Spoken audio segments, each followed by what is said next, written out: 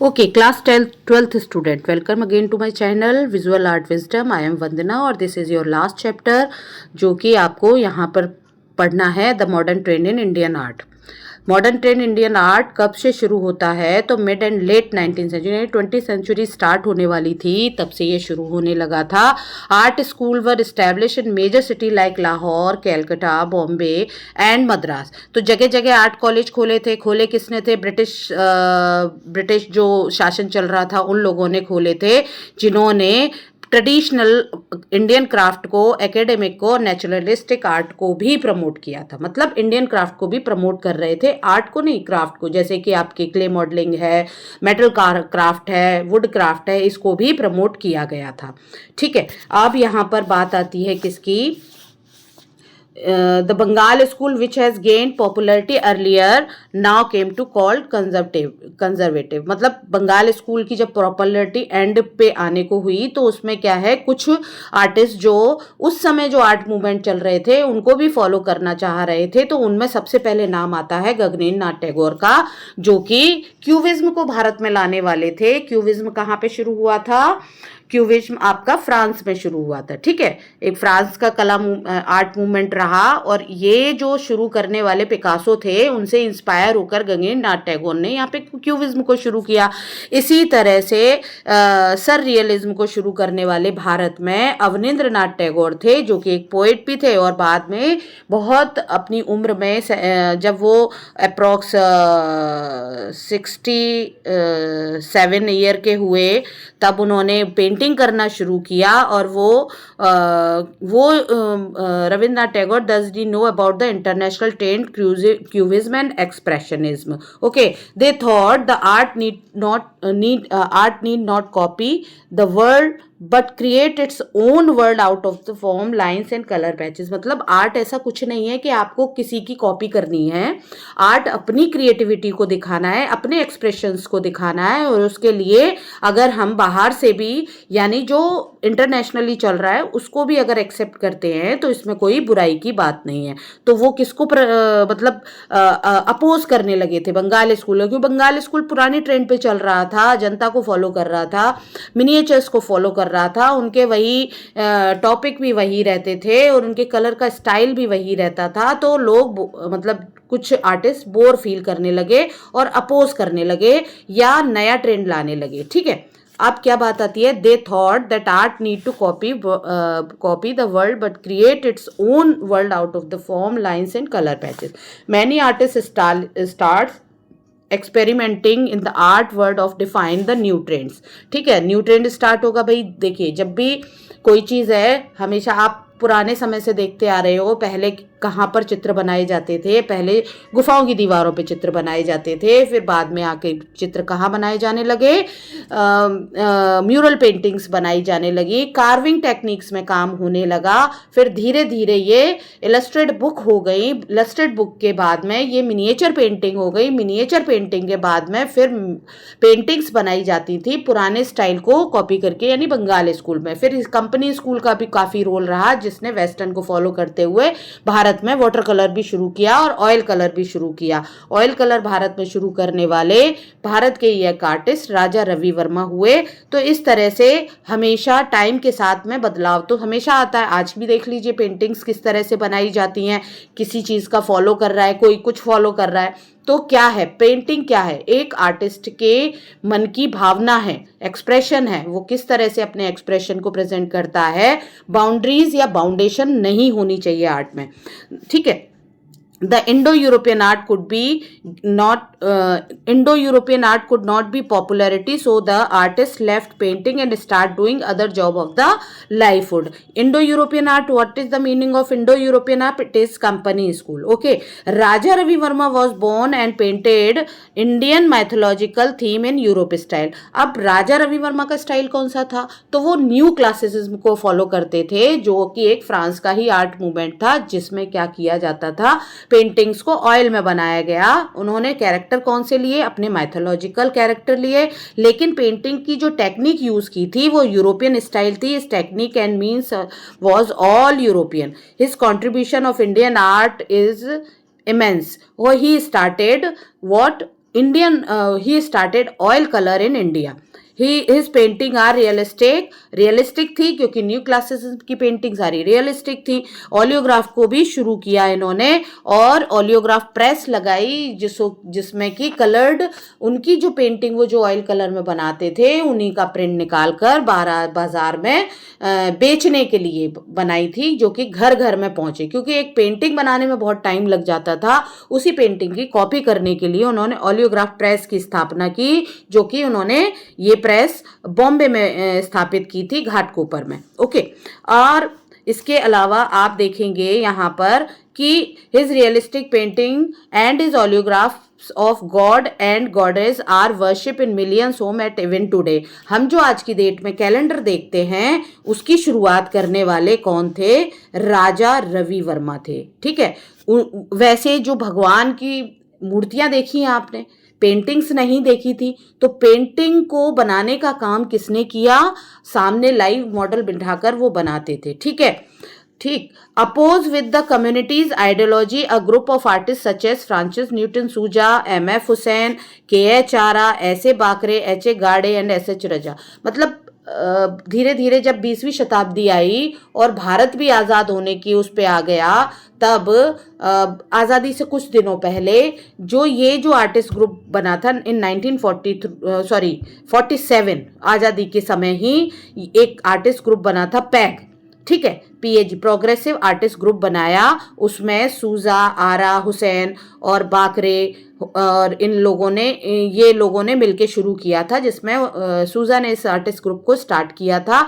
और ये अपोज करते थे किसका? पूरी तरह से बंगाल स्कूल का अपोज करते थे. The artist group declined the style of Bengal school and place that welcome the international modern art. उनके अनुसार जो मॉडर्न आर्ट है, जो आज की ट्रेंड का आर्ट चल रहा है, जो हमें इंटरनेशनली जोड़ता है, उसका वो प्रमोशन करते थे. ठीक है. Many artist introduce new standard art. Some notable artist among the Mukul Dey, Manishi Dey, Ram Kumar, Tyeb Mehta, Akbar Padamsee, Prakash Karmakar. ठीक है. प्रकाश कर्माकर, नारायण रामचंद्रन. ऐसे तो अगर आपके पास में क्वेश्चन अगर आ जाता है कि राइट एन ऐसे on modern trend in India, तो ऊपर की सारी लाइंस आप में कुछ लाइंस को आप यूज करके लिख सकते हो, क्योंकि आपके पास में या कंटेम्प्रेरी इंडियन आर्ट या पेंटर पर आप एक ऐसे लिखिए. ठीक है. तो ये तो आपका हो गया इस क्वेश्चन का. अब आपका जो पेंटिंग्स आपकी मॉडर्न ट्रेंड्स में जो पेंटिंग इंक्लूड की है, जिन्हें हम मॉडर्न पेंटिंग के नाम से जानते हैं, उनके बारे में बात करते हैं. तो कौन कौन सी पेंटिंग है? Rama vanishing the pride of ocean, ये राजा रवि वर्मा की पेंटिंग है. और राजा रवि वर्मा को क्या कहा जाता है? Bharat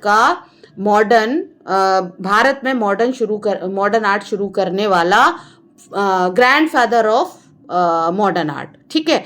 father of modern art या फादर ऑफ रेनेसा आर्ट पे तो अवनींद्रनाथ टैगोर का नाम आता है. ये ग्रैंड फादर कहे जाएंगे. अगर इनका नाम नहीं है तो रविंद्रनाथ टैगोर का नाम लिया जा सकता है. मदर टेरेसा जो एक ऐसी पेंटिंग बनाई एम.एफ. हुसैन ने, जिसमें उन्होंने फेशियल फीचर्स नहीं बनाए. ठीक है. Mother and child Gemini Roy की पेंटिंग है. जेमिनी रॉय पायोनियर थे फोक आर्ट को मॉडर्न आर्ट के साथ में मिक्स करने वाले.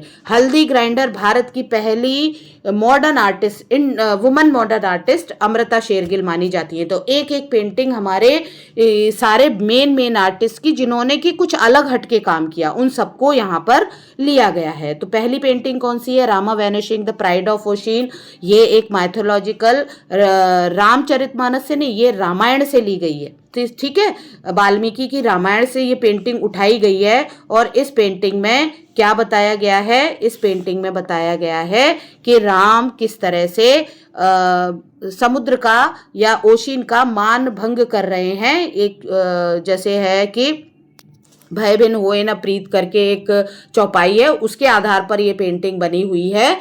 ठीक है. राम जब काफ़ी दिनों बाहर बैठ के बहुत वो करते हैं, उनकी मनोनीत करते हैं कि भैया मैं रास्ता दे दो वो लंका जाने का, और पर वो कोई सुनाई नहीं देता, तब वो अपना धनुष बाण निकालते हैं. ठीक है.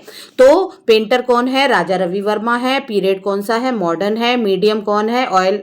अब पहले भारत में ऑयल कलर को शुरू करने वाले कौन थे? राजा रवि वर्मा थे, तो उन्हीं के बारे में 19वीं सेंचुरी में बनी है और चित्रशाला मैसूर कर्नाटका में ये पेंटिंग रखी है। पर आपको क्या लिखना है यहाँ पर? एनजीएमए में ये पेंटिंग रखी हुई है। The painting is based on scene of the Valmiki Ramayana. यहाँ पर रामचरितमानस तुलसीदास वाली रामायण नहीं, वाल्मीकि रामायण पर है। अब यहाँ पर आप ये देखेंगे कि पेंटिंग का कंपोजिशन क्या है। तो कंपोजिशन में आपने देखा है रियलिस्टिक फॉर्म का, मतलब ह्यूमन फिगर कैसे बनाए गए हैं? रियलिस्टिक फॉर्म में बनाए गए। This painting based of scene of the Valmiki Ramayana और दिस इज पौराणिक ancient in mythological story theme painted by the Raja Ravi Varma. He was the one of the first painter use oil paint and master art in the lithography reproduction of the mythological subject. यानी कि calendar बनाते थे, घर घर में जाते थे, उनकी पूजा होती थी। ही used in this painting the style of academic realism. Academic realism की जगह अगर आप न्यू क्लासिज्म को यहाँ पर फॉलो करेंगे तो ज्यादा बेहतर होगा। In this scene Rama needs to build the bridge of southern India to the island of Lanka for his army to cross the ocean. ठीक है, Varuna god of ocean Varun Dev हैं जो not giving the way to reach the Lanka to Rama. The whole composition in well balanced dark color are used. European effect quite visible in the painting. ठीक है, अब यहाँ पर आपने पेंटिंग के बारे में पढ़ लिया। अब आप जब भी आपसे क्वेश्चन पूछा जाएगा कि इस पेंटिंग को डिस्क्राइब करो तो आर्टिस्ट को भी आपको थोड़ा सा डिस्क्राइब करना पड़ेगा। आर्टिस्ट राजा रवि वर्मा का तो जन्म हुआ था किलीमन्नूर में हुआ था, केरला में, और ऑयल पेंटिंग शुरू करने वाले सेल्फ मेड आर्टिस्ट थे। इनको देख लिया था किलीमन्नूर के राजा ने, त्रावणकोर के राजा ने उन्हें देखा, एक हाथी बना रहे थे मंदिर पर, और उसको देखते हुए जब वो देखते हैं तो अपने साथ ले आते हैं, क्योंकि ये एक उससे संबंधित थे, किससे? राज परिवार से संबंधित थे।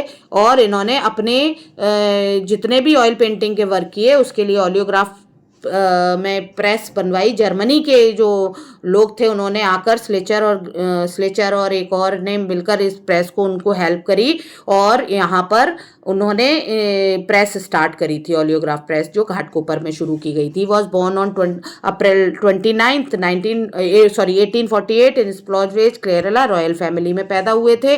14 साल की उम्र में महाराजा त्रावणकोर ने उनको जो है he was sent to present the miniature painting to the maharaja to Travancore.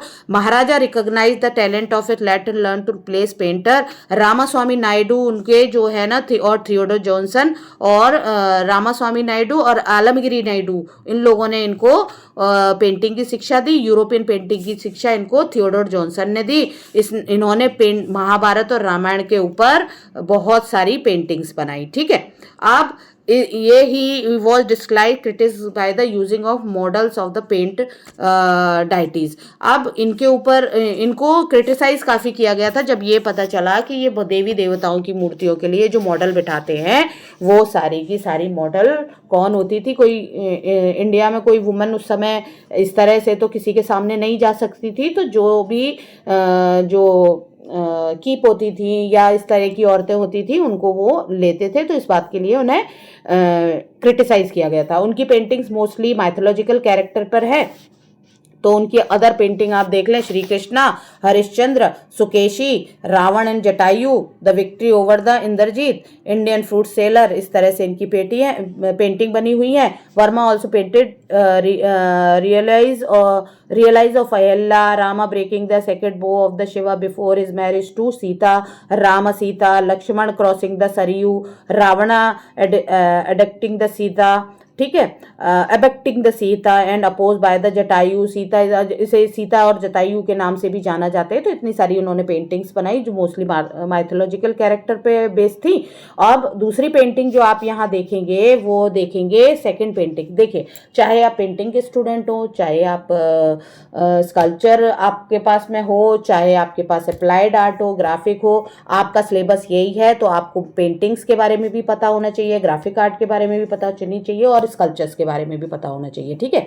तो यहाँ पर हम देखेंगे कि ये पेंटिंग कौन सी है, this is painting of M.F. Hussain. क्यों, कौन सी है, मदर टेरेसा पेंटिंग है, M.F. हुसैन ने बनाई है, मॉडर्न है और ये एक एब्स्ट्रैक्ट पेंटिंग है। ये oil acrylic colour on canvas है, ऑयल एंड एक्रेलिक कलर दोनों लगाए गए हैं, लेकिन बेसिकली एक्रेलिक कलर का यूज किया गया है। अप्रोक्स 1979 टू 80 में इस पेंटिंग को बनाया है, NGMA में रखी है। और this painting from the series of mother Teresa. Mother Teresa को आपको पता ही है कि एक वो काफ़ी वेल नोन नोबेल प्राइज विजेता थी और लोगों की मदद के लिए जानी जाती है। Hussain give the tribute to the lady mother Teresa who serve the poor and the homeless throughout her life, ठीक है। उन्होंने उनको ट्रिब्यूट देने के लिए बनाया गया है। और ये पेंटिंग जो बनाई गई है एक पैनल की तरह बनाई गई है जिसके 3 पार्ट्स हैं, ठीक है। कितने पार्ट्स हैं, 3 पार्ट्स में ये पेंटिंग बनी हुई है। कंपोजिशन क्या है, फेसलेस मदर टेरेसा बनाई गई है। यहाँ पर कैसी मदर टेरेसा है, the figure of the faceless mother appears the several time, each time holding a baby with a lot of attention given to the hand. अब यहाँ पर आप मदर टेरेसा देख रहे हैं, एक में क्या किया हुआ है इन्होंने, एक में इन्होंने मदर टेरेसा ने एक जगह बेबी को अपने हाथ में ले रखा है, दूसरी जगह उनकी लैब पे 2 मदर टेरेसा का फेस बनाया गया है। लैब पे क्या रखा हुआ है, एक रेड कलर का आदमी है और एक यहाँ पर जो है वो उनके पैरों के पास एक लड़की बैठी हुई दिखाई गई है। मदर टेरेसा को आप आराम से पहचान सकते हैं बिकॉज ऑफ हिज साड़ी, और यहाँ पर फेस लेस है, ठीक है। मदर टेरेसा का फेस नहीं बनाया गया है, ठीक है। अब क्या है, this speaks of the artist familiarity with the European art और especially the famous sculpture of Italian Renaissance master Michelangelo Pieta। तो ये पिएटा से प्रेरित है, ठीक है। पिएटा एक स्कल्पचर माइकल एंजेलो ने बनाया था जिसमें कि इसी तरह जो मदर मैरी बनाई थी उनकी गोद में ईसा मसीह को लेटे हुए एक स्कल्पचर बनाया है जो कि यहाँ के एक चर्च में रखा हुआ है। तो सेंटर ऑफ इसमें आप देखेंगे the centre of figure of the seated mother has grown up man laying on here lap horizontally. तो पहले तो देखिए ये पेंटिंग हॉरिजॉन्टल है और इस पेंटिंग में यहाँ पर 2 डिवीजन दिया गया है पिलर की तरह, ठीक है। Painting look like a collage paper और कटआउट पेपर की तरह दिख रही है, but painting made on acrylic colour on canvas, ठीक है। Hussain give clues to understand the story behind this for making the faceless figure, ठीक है। अब M.F. हुसैन के बारे में पढ़ लेते हैं। तो यहाँ एक चीज गलत है, उसको देख लेंगे हम। क्या गलत है, मध्य प्रदेश में इनका जन्म नहीं हुआ है। कहाँ जन्म नहीं हुआ है, मध्य प्रदेश में नहीं हुआ है। 1915 में तो इनका जन्म हुआ है, लेकिन इनका जन्म मध्य प्रदेश में नहीं हुआ, इनका जन्म हुआ था महाराष्ट्र के पंढरपुर में, ठीक है। इसको करेक्ट कर लेना, मध्य प्रदेश में इनका बर्थ नहीं हुआ है, महाराष्ट्र में हुआ है, महाराष्ट्र, ठीक है। और इनकी स्टार्टिंग स्कूलिंग कहाँ हुई थी, इनकी स्टार्टिंग स्कूलिंग हुई थी इंदौर में, ठीक है। इंदौर में D.D. देवलाली करके कॉलेज था जिसे कि हम मतलब D.D. Lali Devkar college of art के नाम से प्रसिद्ध है इंदौर का कॉलेज, वहाँ पर इनकी पेंटिंग हुई थी। He got admitted an art college Bombay but had drop the due to the shortage of money. तो इन्होंने इवनिंग क्लासेस में कर लिया था। Then he started painting poster of Indian cinema. जो आप ऐसे आज की डेट में जो सिनेमा के पोस्टर कैसे निकलते हैं, ग्राफिक प्रिंट के निकलवा लेते हैं या फिर हम होर्डिंग्स निकलवा लेते हैं, प्रिंटेड होते हैं, पर पहले ये पोस्टर हाथ से बनाए जाते थे। इन हाथ के पोस्टर बनाने के लिए M.F. हुसैन बहुत प्रसिद्ध थे।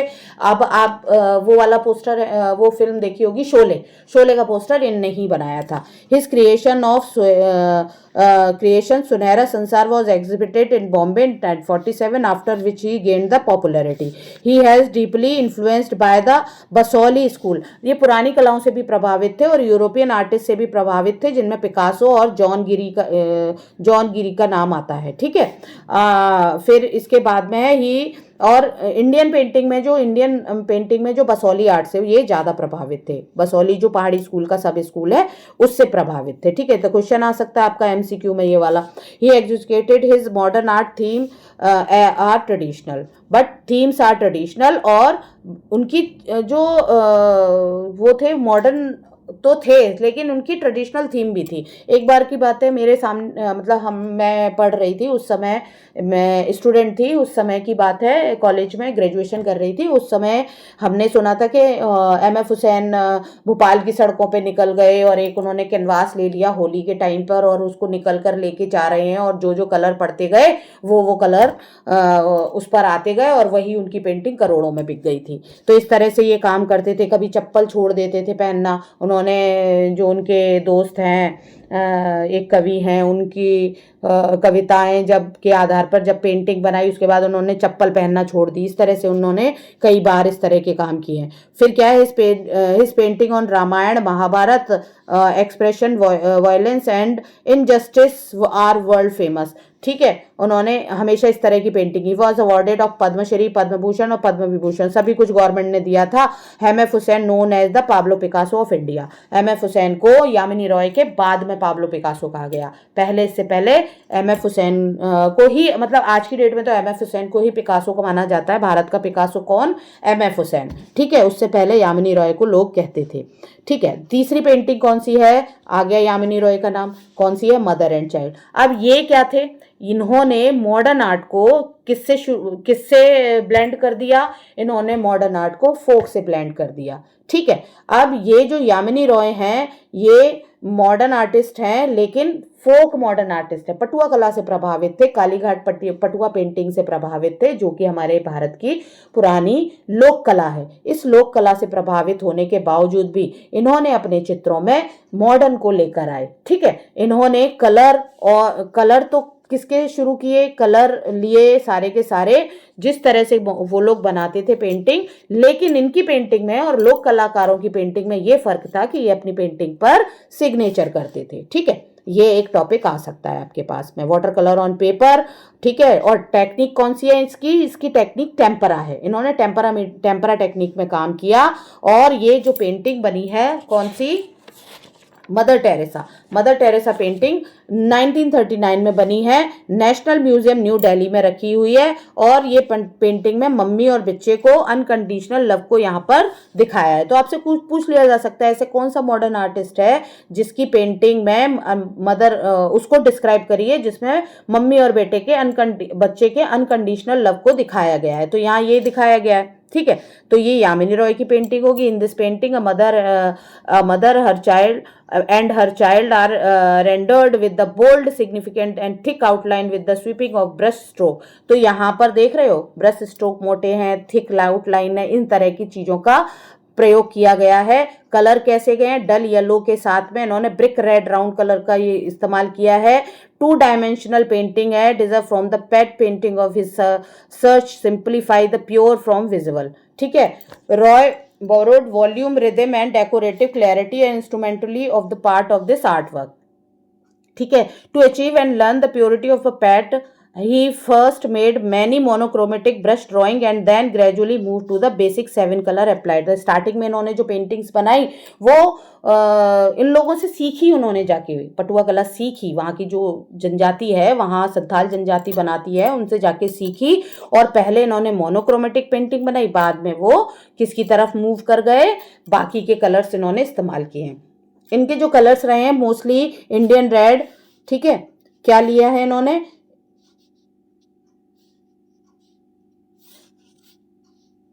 पेंटिंग इन्होंने कलर यूज किया है, क्या है? इंडियन रेड है इसमें, और Indian red colour, yellow ochre, cadmium green है, वर्मिलियन है, चारकोल ग्रे है, कोबाल्ट ब्लू है, white made from the organic material. मतलब सीखा है उन्होंने जाके।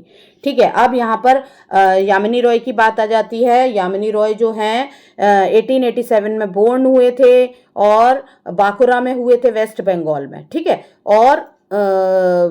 और ये richness and culture village contribute greatly the cultural development is letter life, यानी कि इन्होंने फोक आर्ट को बहुत प्रमोट किया था। He travelled to the countryside by the Bengal, collect the folk paintings and learn pat बोलते हैं जिन्हें। फोक पेंटिंग, जो बंगाल की फोक पेंटिंग है ना, पटचित्र या पटुआ कला के नाम से जानते हैं, learn from folk artist. 1925 started painting style of patuas or Kalighat. ठीक है, his paintings won international fame after exhibition in London 1946 और न्यूयॉर्क में 1953 में. He was the lone traveler and art of his mission.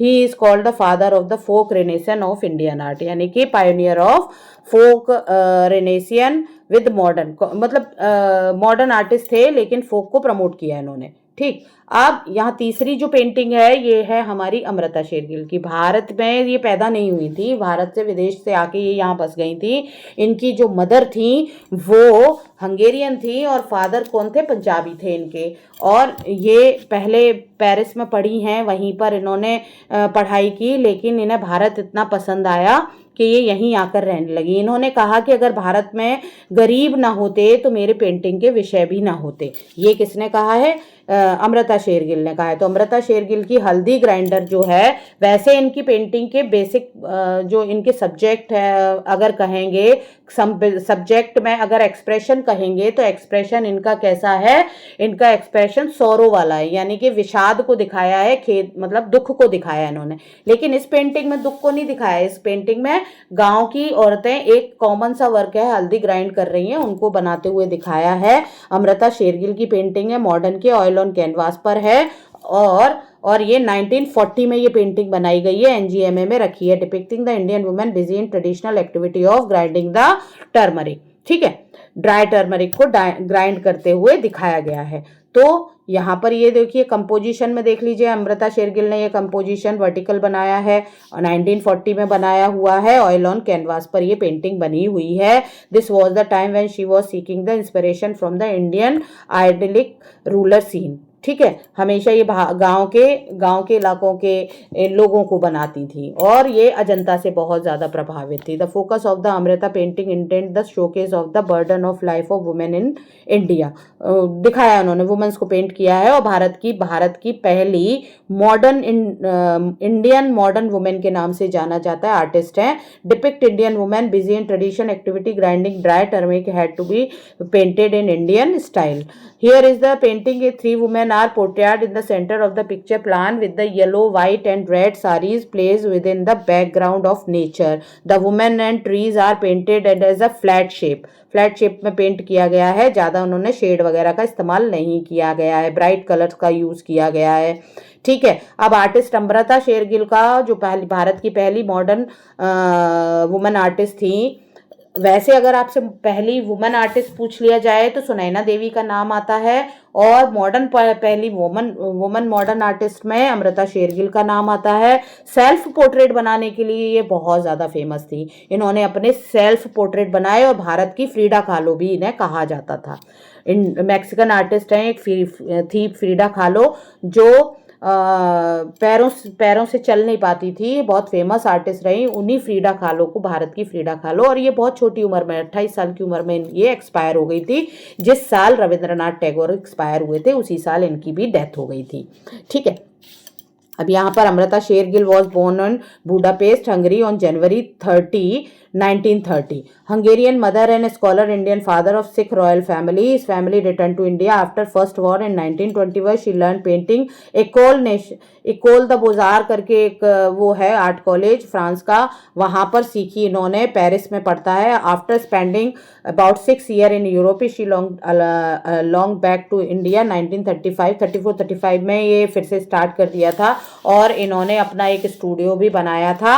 और 28 की as में 1948 में ये एक्सपायर हो गई थी. इनके जो विवान सुंदरम बहुत वेल नोन आर्टिस्ट हैं भारत के, जो अब एक्सपायर हो गए हैं, इनके बहन के बेटे थे, इनकी छोटी बहन के बेटे थे. ठीक है, ये थोड़ा सा आपको एक्स्ट्रा जानकारी दी है. तो अब in which medium the mother child painting in which medium the mother and child painting is made on water colour. ठीक है, ना पेस्टल, ना ऑयल, ना एक्रेलिक.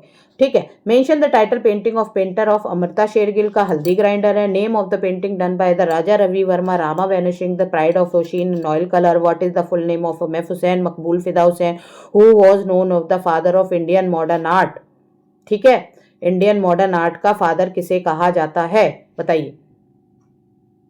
आपको पता है इंडियन मॉडर्न आर्ट का फादर कहा जाता है या ग्रैंड फादर कहा जाएगा मॉडर्न आर्ट का? ठीक है। तो यहाँ पर नाम आता है आपका, ओके एक minute, Raja Ravi Varma. Okay, mention the title painting of Jamini Roy painted Mughal school.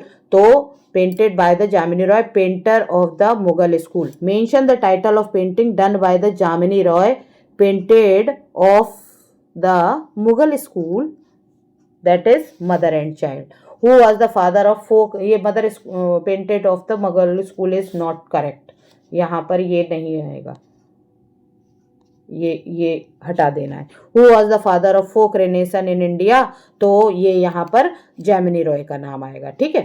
फिर in which painting Indian women busy in traditional activity grinding dry, तो वो ड्राई टर्मरिक, तो ये वाली है हल्दी grinder. Who at the drop of other college due to the shortage of money, that is M.F. Husain. Okay, अब he was one of the first Indian painter use oil paint and master of the art of lithography reproduction of the mythological subject, that is राजा रवि वर्मा।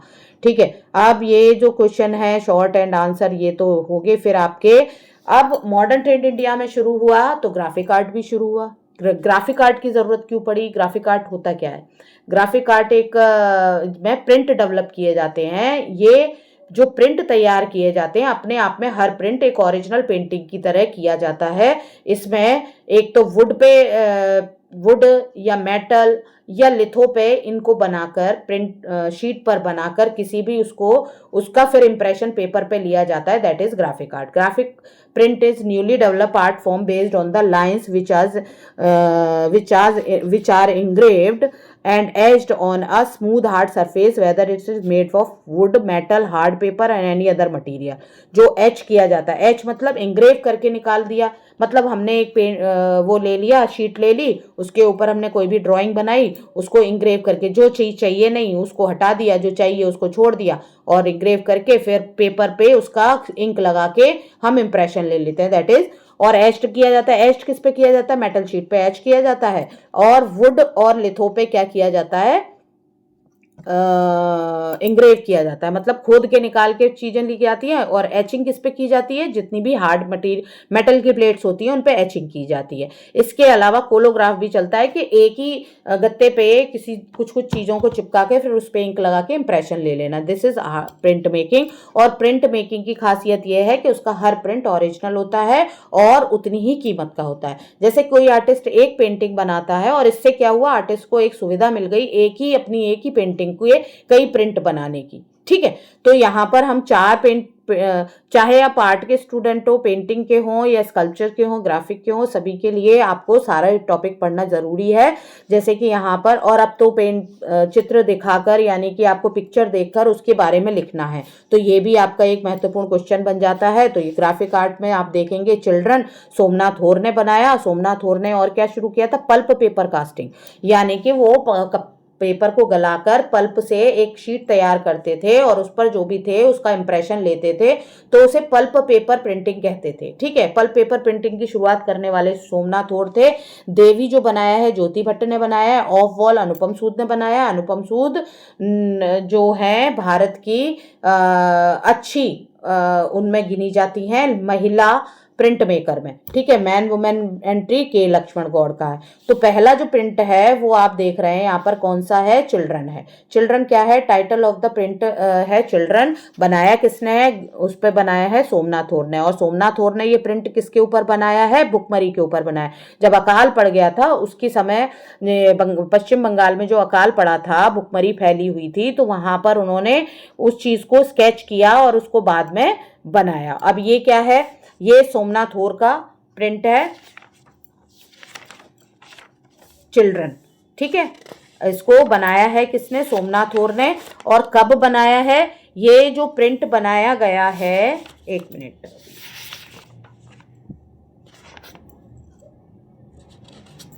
ठीक है, ये जो print बनाया है 1958, अगर एक date पूछी जाए तो ये प्रिंट बनाया है और ये एक ग्राफिक प्रिंट है। ठीक है। और ये एचिंग टेक्निक में बना है, एचिंग एंड एक्वाटिंट लिखा हुआ ना, तो ये एचिंग टेक्निक में बना हुआ प्रिंट है, यानी कॉपर प्लेट के ऊपर पहले इसको एच किया गया, केमिकल से एच किया जाता है और फिर उसके बाद में बनाया गया। और इसको बनाया था अप्रॉक्स एक ईयर जब देखेंगे तो 1958 में एनजीएमए में रखा हुआ है। इसमें कैसा बनाया गया है, बंगाल स्कूल कह रही हूँ, बंगाल में जो भुखमरी फैली थी उस समय जो वहाँ के लोगों की कंडीशन थी उसके ऊपर है। In this etching image of children were taken from the experience of the famine of 1943 which was the aged in his memory. 1943 में जो अकाल पड़ा था, ठीक है, उसकी मेमोरी में ये बनाया गया था। This is close neat composition by the 5 standing figure having no background perspective and surrounding situation in the figure are taking themselves. इसमें कोई पर्सपेक्टिव नहीं दिखाया गया, 5 फिगर को एक ही बैकग्राउंड पे दिखाया गया है।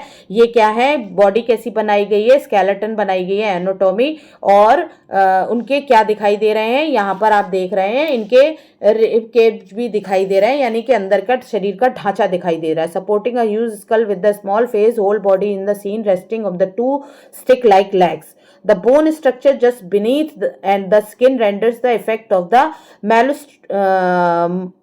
malnutrition on the people, on the people। मतलब इसमें यह दिखाया जा रहा है कि न्यूट्रिशंस की कमी की वजह से, खाना ना मिलने की वजह से कंकाल बन चुके थे। तो ठीक है, तो यहाँ पर जो चिल्ड्रंस हैं वो किसको रिप्रेजेंट कर रहे हैं, सोसाइटी को प्रेजेंट कर रहे हैं। यहाँ पर जो दिखाया गया है बच्चों को कुपोषण का शिकार दिखाया गया है, सोसाइटी के कुपोषण को दिखाया गया है। अब सोमनाथ और का जन्म हुआ 1921 में, एक्सपायर हो गए 2006 में। ये प्रिंट मेकर भी थे और स्कल्प्टर भी थे। इनका जन्म चित्तगोंग बांग्लादेश में हुआ था। सेल्फ टॉट आर्टिस्ट थे। He made mastery in different modes of experience, drawing, print making and sculpting. He was the, और ये राइटर भी थे। He was the greatly effect the Bengal famine and 1940 start making the line drawing on the feministic people. इन्होंने बंगाल के भुखमरी पर बहुत सारे ड्राइंग भी बनाई थी, ठीक है। He is early sketches and drawing were spot the life drawing और हेल्पलेस विक्टिम ऑफ फेमाइन, ठीक है, ये भी आते हैं। एक चित्तो प्रसाद का भी नाम आता है, उन्होंने तो बहुत सारे स्केच बनाए थे। सोमनाथ और some other art work include the peasants meeting, wounded animal, ठीक है, the child, mother with child and unclad beggar family. तो इस तरह के इन्होंने टॉपिक लिए हैं जिसमें कि दुख को दिखाया गया है। Title of the graphic art is Devi. Devi यहाँ पर ये तंत्र कला से प्रभावित है, तांत्रिक आर्ट से प्रभावित है। बनाई किसने है, लेकिन ये ग्राफिक प्रिंट है, और बनाया किसने है, देवी ज्योति भट्ट ने, ठीक है। देवी को किसने बनाया, ज्योति भट्ट ने। इनका पूरा नाम था ज्योति मणिशंकर भट्ट, ठीक है। क्या है, ये कॉपर प्लेट पर एचिंग की गई है, यानी कि ये भी इंग्रेविंग नहीं है, ये एचिंग है, ठीक है। इसको बनाने का जो समय है, ज्योति भट्ट ने इसे बनाया था 1970। एक ईयर करना है तो कौन सा ईयर होगा, 1970 में इसको बनाया है। कंपोजिशन में क्या है, पिक्टोरियल इमेज है, recast and recontextualized, summarized with the linear drawing of the frontal face of the women, folk motifs and patterns. इसमें फोक मोटिव्स ऑफ पैटर्न्स का यूज किया था। Portrait of Devi central placed in an iconic image. फिर क्या है, 2 dimensional of the world, motifs around the portraits express the tantric philosophy. मैंने कहा ना, तांत्रिक फिलोसफी पे आधारित है। कुंडली शो करी गई है इसमें। Human process forward to God,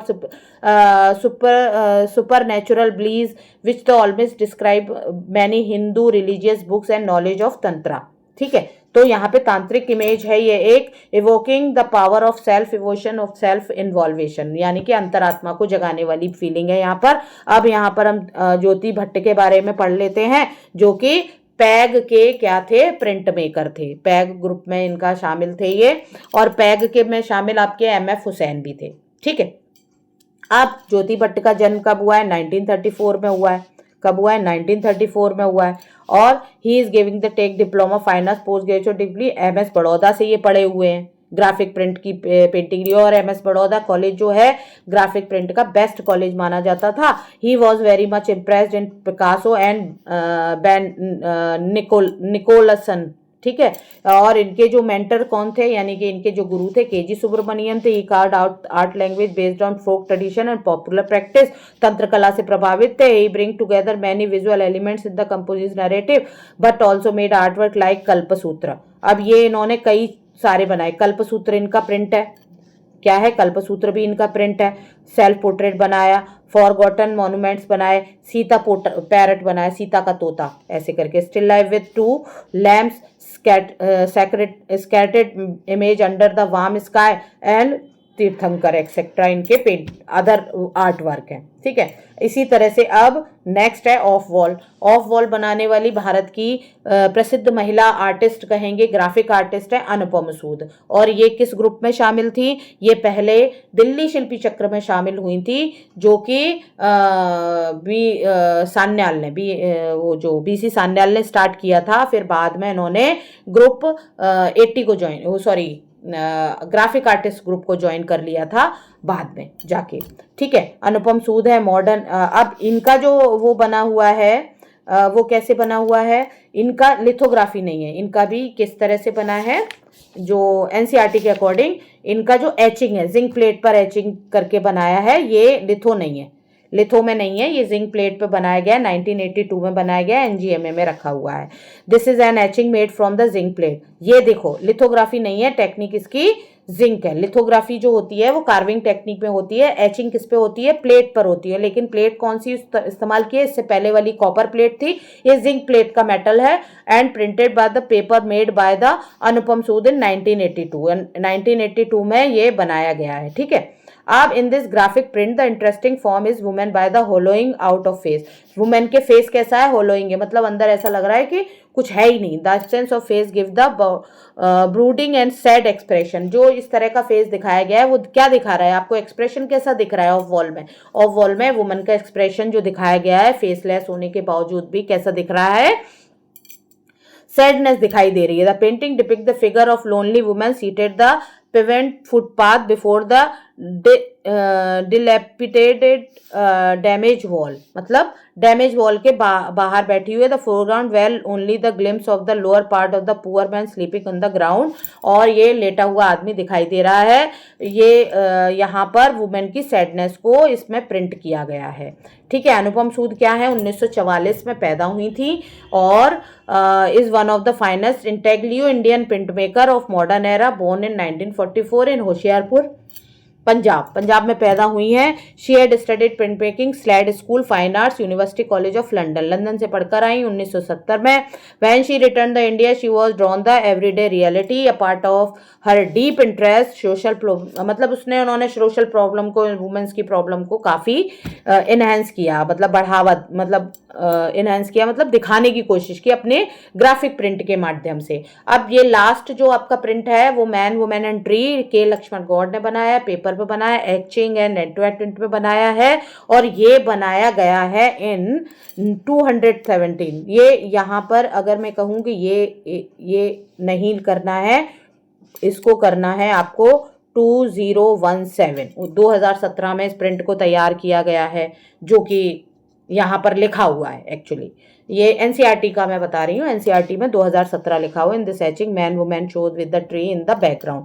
man women ऊपर देख रहे हैं आप, मैन वुमेन ट्री के बैक जो बनाया है उसमें बैकग्राउंड में based of his childhood memory emerge in nature, illustration of the rural ideal in the characterized through the prototype of peasant man and women, ठीक है।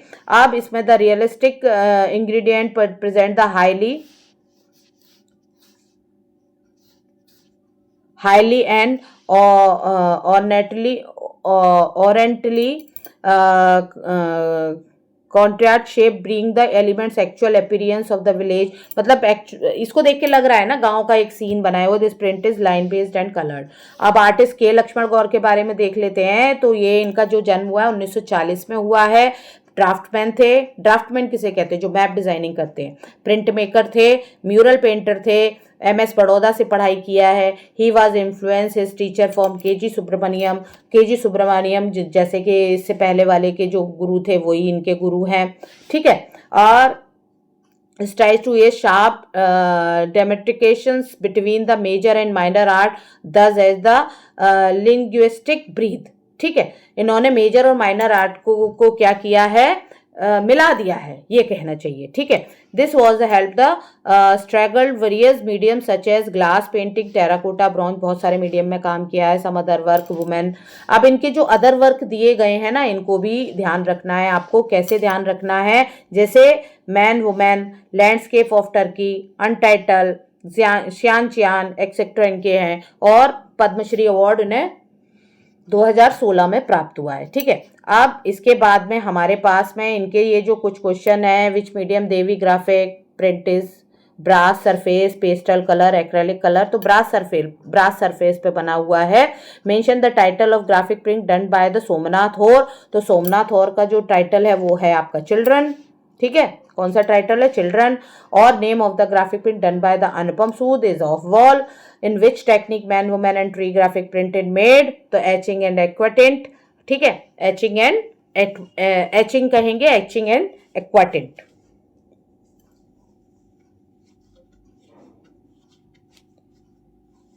ओके. फिर इसके बाद में है विच ग्राफिक प्रिंट मीडियर, कॉपर प्लेट. तो कॉपर प्लेट का use हुआ है आपका देवी में. ठीक है. कॉपर प्लेट का यूज किया गया है. और इसके बाद में what is the full name of Laxman Goud. तो लक्ष्मण गौड़ का पूरा नाम क्या था. लक्ष्मण गौड़ का, एक मिनट नीचे देखना पड़ेगा मुझे. द 6 नंबर फर्स्ट, सही. ओके. कलाल लक्ष्मण गौड़ इनका पूरा नाम था. ओके. अब इसके बाद में identify the graphic print in foreground only the glimpse of the lower part at poor man sleeping. तो that is of wall. Okay.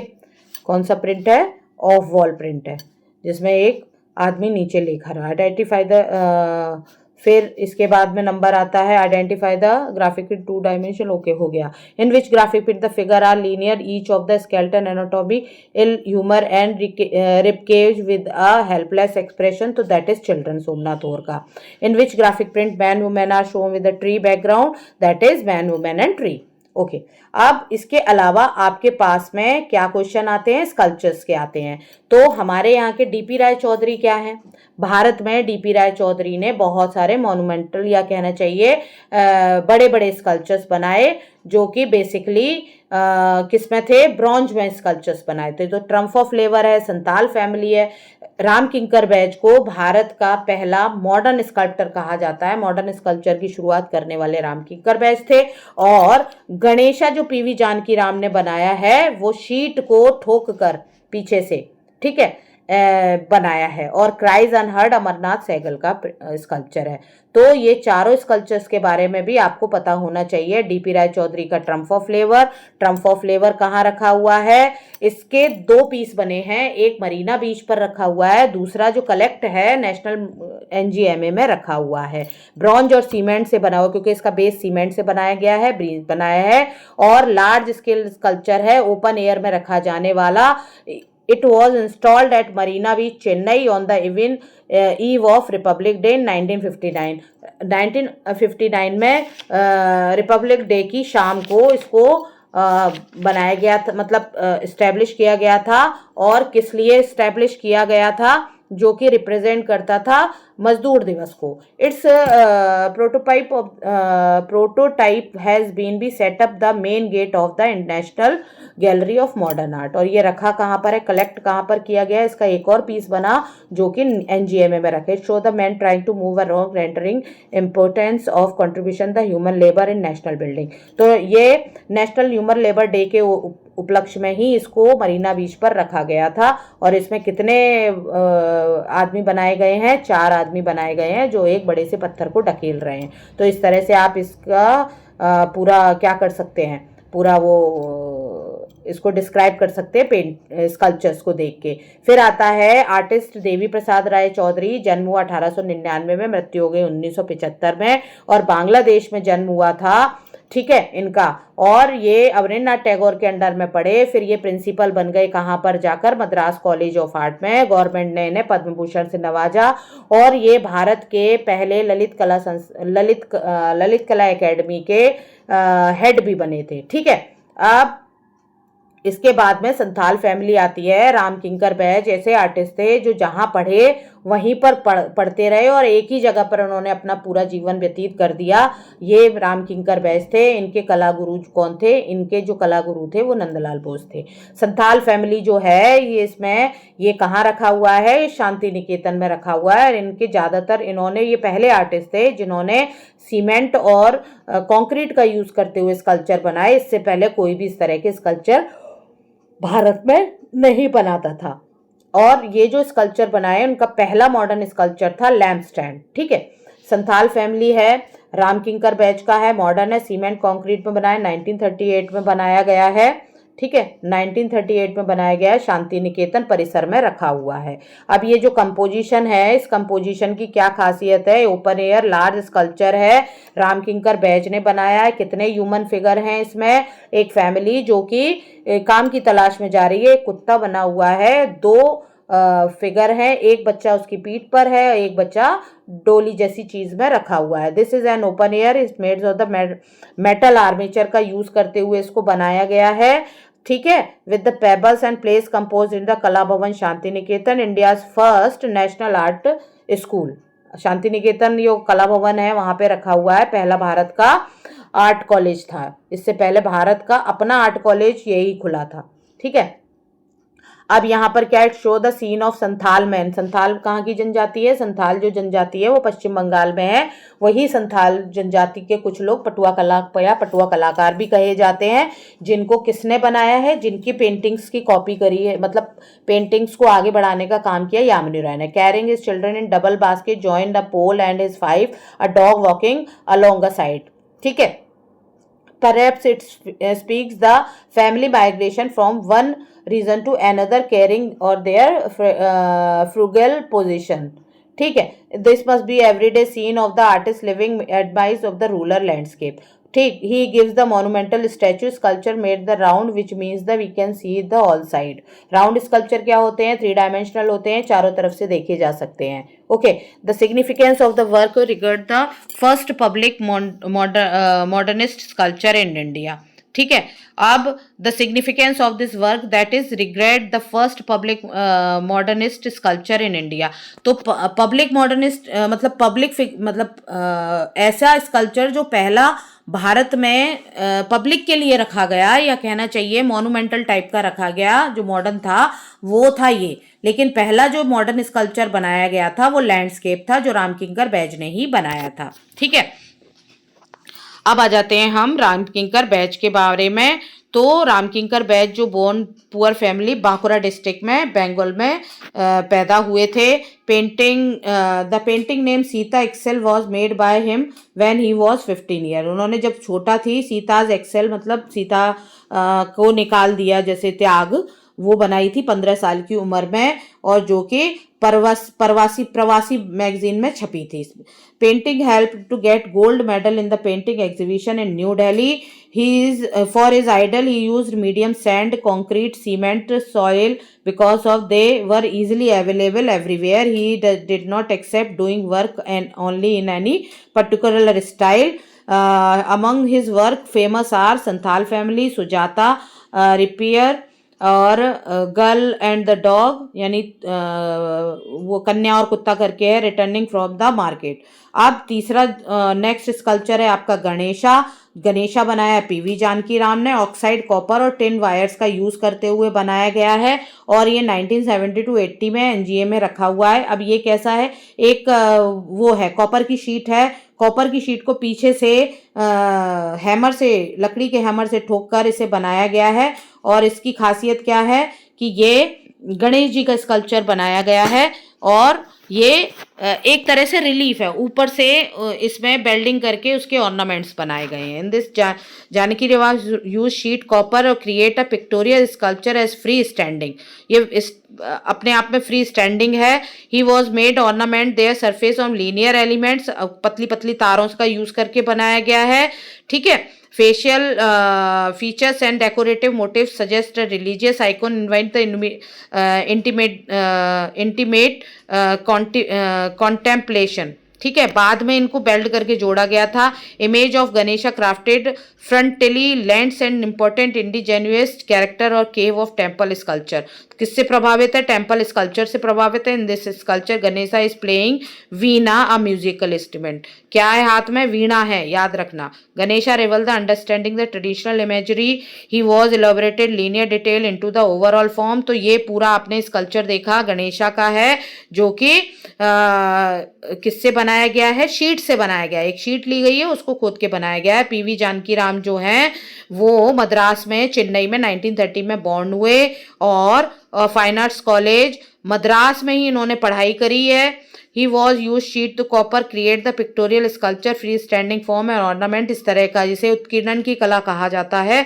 He also experiment with the open endedness quality of ingenious workmanship. मतलब भारतीय कला को इन्होंने promote किया है. The man especially of this idol standing the facing towards to one another they have been ornamented with the copper thin wire and copper. among this leading idol work Krishna है, और क्या है, Garuda, Ganesh, Christ and other creation are Madonna and the child is and flute player. इनके इसी तरह के work है. ठीक है, किस तरह का वर्क किया? इसी टाइप का. क्राइज अनहर्डियर अमरनाथ सहगल का मॉडर्न आर्ट का स्कल्पचर है, और ये जो बना है 1958 में बना, एनजीएमए में रखा हुआ है. ये अपने आप में इस तरह का स्कल्पचर बनाया है जिसमें उन्होंने ब्रॉन्ज का इस्तेमाल किया है. मीडियम क्या है? ब्रॉन्ज का. इसमें एक परिवार की मनोदशा को दिखाया गया है, परिवार की मतलब उसको दिखाया गया, और इन्होंने राजनीति के ऊपर कटाक्ष करते हुए ये फिगर बनाया हुआ है. तो ये आप हस्बैंड वाइफ और चाइल्ड को दिखाता हुआ एक जो कि हेल्पलेस दिखाई दे रहे हैं इनके एक्सप्रेशन. अब अमरनाथ सहगल का जो जन्म हुआ है 1922 में, 2007 में ही वॉज डाइड, और इन्होंने पाकिस्तान में, अटक पाकिस्तान में ये पैदा हुए थे, और एब्स्ट्रैक्ट फिगर के लिए जाने जाते हैं. इनके फिगर जो हैं एब्स्ट्रैक्ट होते हुए भी रिदमेटिकल हैं और घरों में रखे जाने योग्य हैं. ठीक है, ये भारत वापस आ गए थे, और ये क्या कहते हैं, भारत में दिल्ली शिल्पी चक्र से भी जुड़े रहे थे. ठीक है, इनके जो फिगर हैं इस तरह के हैं. तो ये इस तरह से आपका ये मॉडर्न इंडियन आर्ट या मॉडर्न ट्रेंड इन इंडिया ये पूरा फिनिश होता है. और मेरे चैनल को लाइक करें, सब्सक्राइब करें, और best of luck for your